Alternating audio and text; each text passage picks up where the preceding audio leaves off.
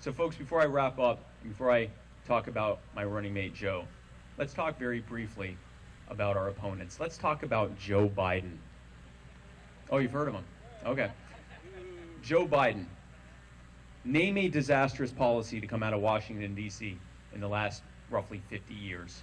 Joe Biden has either supported that bill, or voted for that bill, or co-written or written that bill, or sponsored that bill, or watched it being enforced when he sat beside President Obama in the White House. Joe Biden is one of the architects of every bad thing to come out of Washington in the last several decades when he's not busy sniffing children and making women feel uncomfortable and trying to make them kiss him in front of cameras.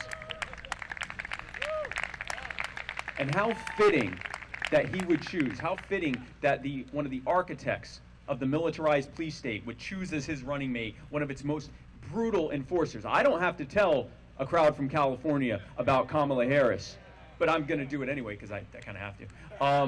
Kamala Harris.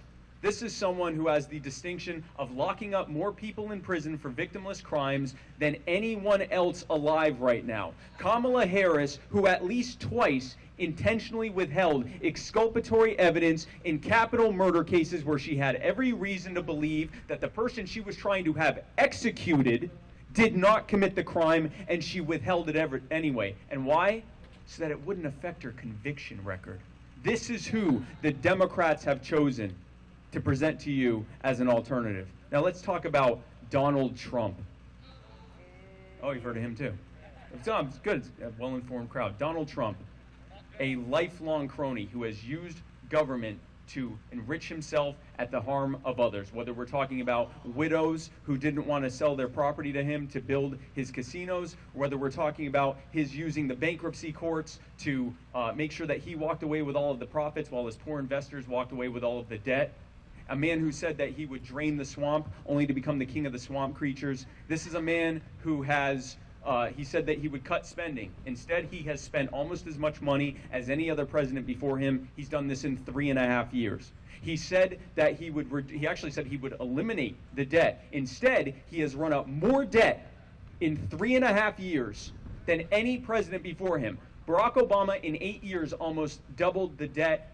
Trump has beaten his record in 3.5 years. He said that he would protect your right to keep and bear arms from those dastardly Democrats, and instead he passed more gun control regulations and executive orders than the last 5 presidents before him. And now let me talk about Mike Pence. Let me talk as much about Mike Pence as he has demonstrated relevance during this administration.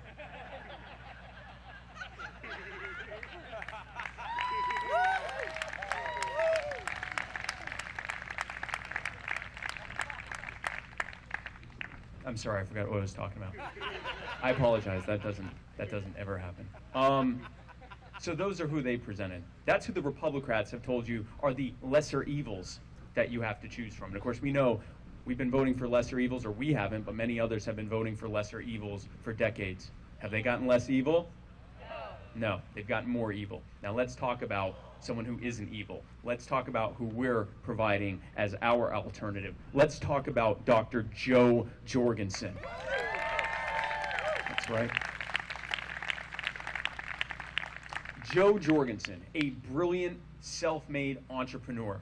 Joe Jorgensen, a woman who's ready to lead from day one, not by taking power from you, not by trying to control your life, but by giving it back to you, by giving you your power back, by giving you your money back, and by giving you your freedom back. Because folks, both Joe and I recognize that as smart as we are, and we're smart, as smart as we are, you are going to be able to live your life far better than it will live when we try to control it, because that's not something we would never do.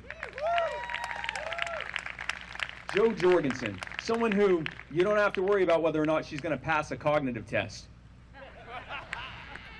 Joe Jorgensen, someone that when we can get her on that debate stage is going to stand between two men who can barely form a coherent sentence between the two of them, and who are part and parcel and emblematic of what they and their parties have put on us for the past several decades. That is who we are putting forward.